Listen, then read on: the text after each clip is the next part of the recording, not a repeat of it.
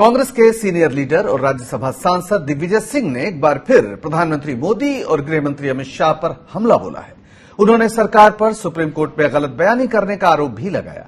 दिग्विजय सिंह ने पूर्व केंद्रीय मंत्री सैफुद्दीन सोज का एक वीडियो शेयर किया है और लिखा है कि मोदी शाह जी शर्म करिए।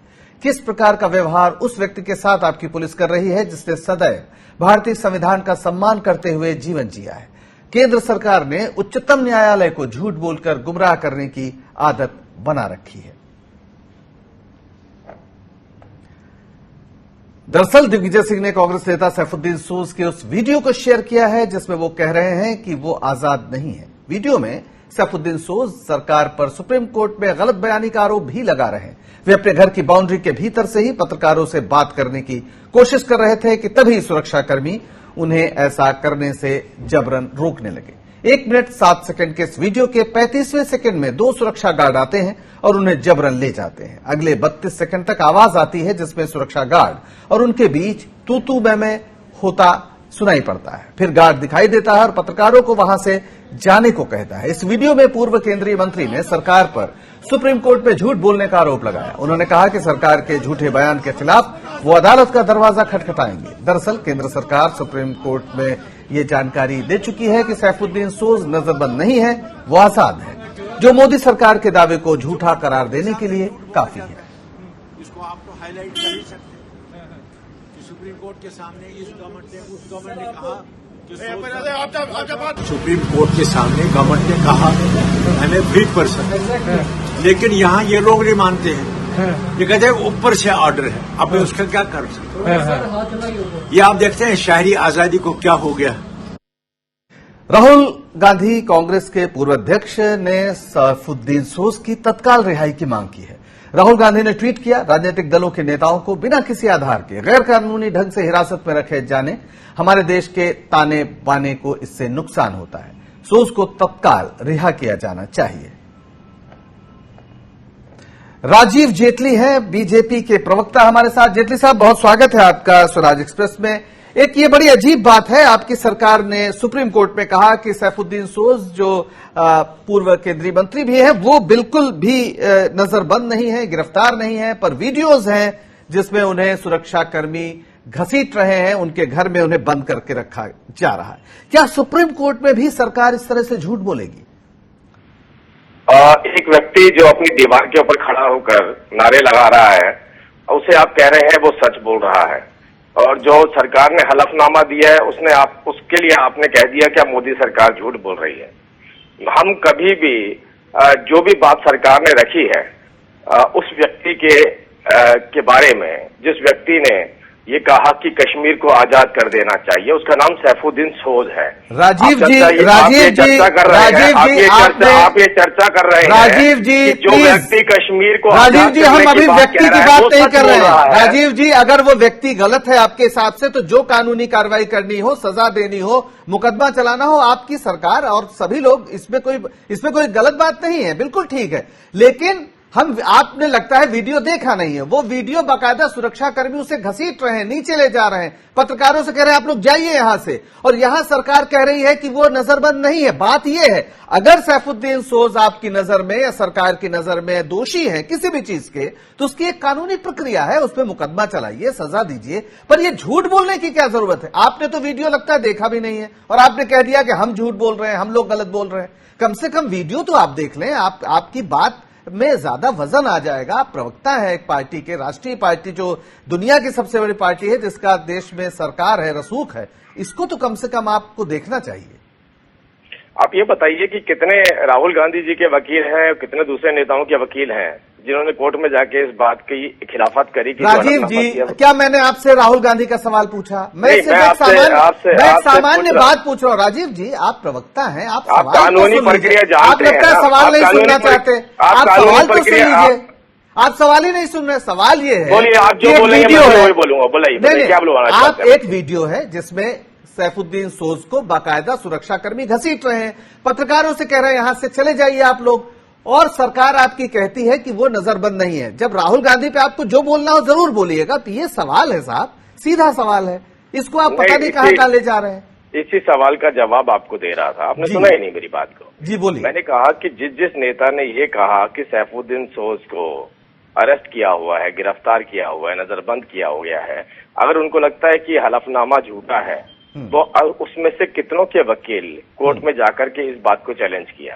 आप एक वीडियो दिखा रहे हैं, वीडियो को आप तथ्य मानते हैं और जो सरकारी डॉक्यूमेंट हैं, जो दस्तावेज हैं, उनको हम झूठे बता रहे हैं। आप कह रहे हैं कि एक व्यक्ति जिसको उसकी मानसिक हालत कैसी रही होगी, क्या उसके पीछे उसकी नीति रही होगी, रणनीति रही होगी कि मैं इस तरीके का शोर मचाऊं, क्या नीति रही होगी हमें नहीं मालूम है। ये तो आपको ज्यादा पता होगा क्योंकि वीडियो आपके पास है और आप वीडियो बार बार देख रहे हैं। तो आपको ये बताइए कितने लोगों ने जो सरकारी हलफनामा है ठीक है। अब मुझे लगता है कि आपने एक नया सिद्धांत दिया है राजीव जी कि जो सरकार बोलती है, हलफनामा देती है, वो सही होता है, जो वीडियो में हमें दिख रहा है वो सही नहीं होता है।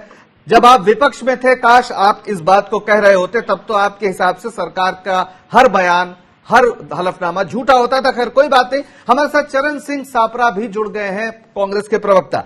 चरण सिंह जी, अभी हमारे साथ जो बीजेपी के प्रवक्ता हैं, उन्होंने कहा कि भाई अगर आपको लगता है कि झूठा हलफनामा है तो आप कोर्ट क्यों नहीं चले जाते, आप जाके चैलेंज करिए, या जो भी करना हो। आपके पार्टी के नेता रहे हैं और उनका तो ये भी कहना है कि सरकार पर यकीन करना चाहिए, ऐसे वीडियोज पर यकीन नहीं करना चाहिए।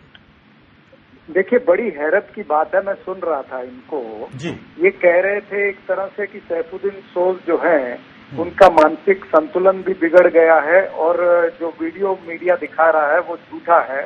अगर ये सारी बातें इनको सच लगती हैं तो इन्हीं की सरकार है, इन्हीं के लेफ्टिनेंट गवर्नर वहां पर हैं। क्यों नहीं वो बाहर निकल के लेफ्टिनेंट गवर्नर ये कह देते हैं कि सैफुद्दीन सोज जो है वो नौटंकी कर रहे हैं या उनका मानसिक संतुलन बिगड़ गया, ये क्यों नहीं कह देते? ये भी कह दें जब इतना कर रहे हैं, उनको नजरबंद करके रखा है, 5 अगस्त से नजरबंद किया हुआ 2019 से, और वो व्यक्ति गुहार लगा रहा है कि मुझे क्यों नजरबंद किया है, मुझे बताइए, हाउस अरेस्ट क्यों किया हुआ है। और ये यहाँ पर लोकशाही नहीं हिटलरशाही चल रही है। मैं ऐसे कहना चाहूंगा ये वही सैफुद्दीन सोज है जिन्होंने जिन्ना की 2 नेशन थियोरी को ठुकराया, और जब भारत का विभाजन भी हुआ तब ये भारत में रहे हैं। ये वो सैफुद्दीन सोज है जिन्होंने तिरंगे के हित में खड़े रहे हैं और जिन्होंने संविधान की रक्षा की शपथ ली है, मंत्री रहे हैं। तो इनको इस तरह से बर्ताव करना यानी ये संविधान का भी उल्लंघन है। जो लोग संविधान के बीच में विश्वास रखते हैं उनको अगर भारतीय जनता पार्टी इस तरह से ट्रीट करेगी तो मैं कहूंगा कि ये हिटलरशाही से भी बदतर इस देश में हो रहा है। भारतीय जनता पार्टी को इस तरह का व्यवहार नहीं करना चाहिए। तुरंत सैफुद्दीन सोज रिहा करना चाहिए उस हाउस अरेस्ट से, और जो जिन्होंने राजीव जी, आप अगर सुन रहे हो तो सीधे सीधे हिटलरशाही का आरोप लगा रहे हैं चरण सिंह सापरा, क्या कहेंगे? देखिए, मैं जब बात ये रख रहा था कि ये वो सैफुद्दीन सोज है तो आपने मेरी बात काट दी थी। मैंने कहा था ये वही सैफुद्दीन सोज है जिसका कांग्रेस बहुत सम्मान करती है, सिलसिलेवार जिनके बारे में जिनकी उपलब्धियां गिनवा रही है। इसी सैफुद्दीन सोज ने कहा था कि कश्मीर को आजाद कर देना चाहिए। तो कितना सम्मान कांग्रेस पार्टी का उस व्यक्ति के प्रति है जो ये कहता हो राजीव जी, मैं फिर आपको अलग कर देना चाहिए। राजीव जी, मैं पिछली बार भी इसीलिए टोक रहा था और इस बार भी। आपको लगता है कि ये बयान उन्होंने दिया इसलिए उनको जेल में डालना चाहिए तो जरूर डालिए, मुकदमा चलाइए, जो करना हो करिए, लेकिन आपने उनको वहां पर रोक रखा है, नजरबंद कर रखा है, और आप अदालत में कहते हैं कि ऐसा कुछ नहीं है। समस्या ये है आपकी कार्रवाई तो कानूनी होगी ना, तो आप कानून के जरिए जो कार्रवाई करना हो करिए। मुझे समझ नहीं आ रहा श्रीवास्तव जी, आप अपनी बात में खुद ही क्यों उलझते चले जा रहे हैं। यही बात जब मैं आपसे कह रहा हूं कि कानूनी कार्रवाई क्यों नहीं कर रहे हैं तो आप वीडियो का जिक्र कर रहे हैं। इसलिए कि और जब नहीं, आप सुनिए मेरी कार्रवाई सरकार बात सुनिए ना।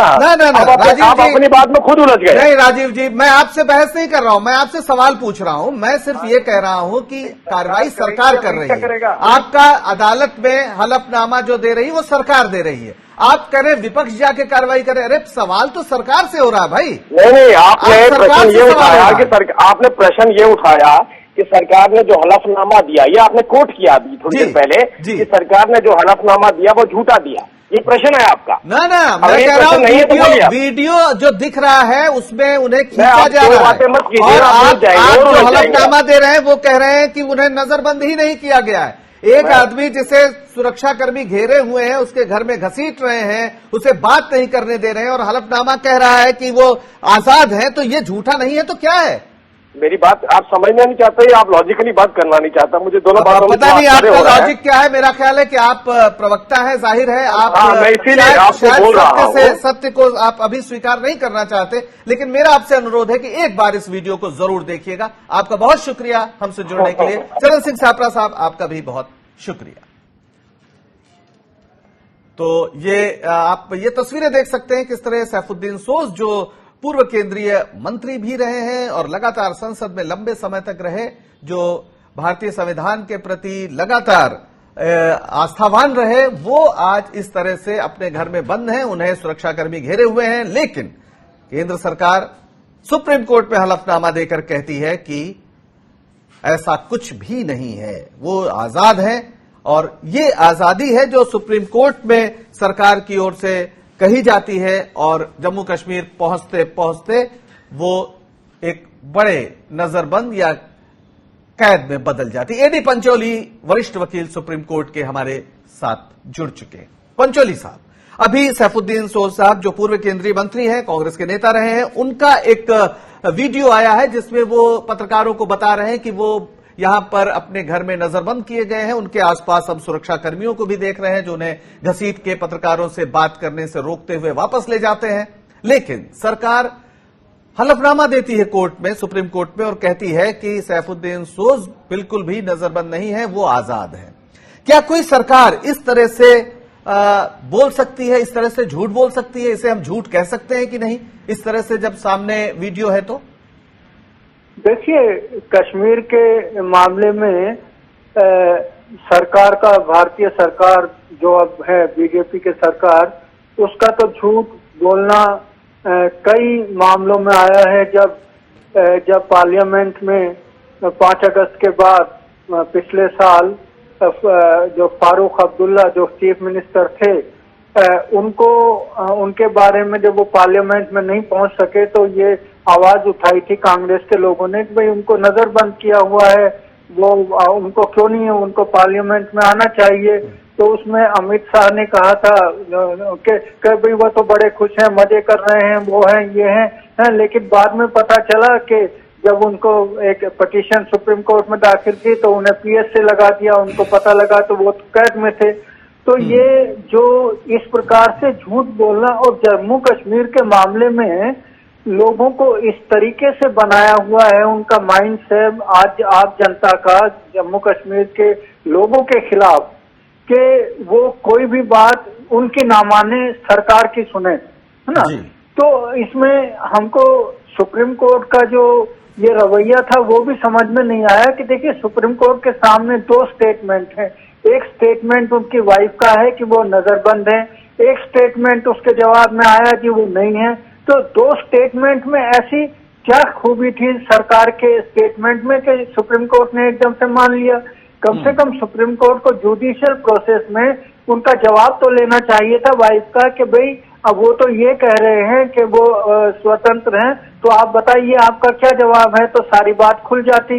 अब तो ये जनता के सामने है कि किस प्रकार से उनको बोलने भी नहीं दिया जा रहा, वीडियो वायरल हो रहे हैं। तो ये तो सरकार का झूठ, इसको नहीं चाहिए कि इस प्रकार से जम्मू कश्मीर के बारे में। पंचोली साहब, तो क्या हम ये माने, जो तमाम कोनों से आवाज आती है कि साहब सुप्रीम कोर्ट भी इस समय स्वतंत्र ढंग से काम नहीं कर रहा है या कर पा रहा है, इसको किस तरह से एक न्यायविद के रूप में आप देखना चाहेंगे?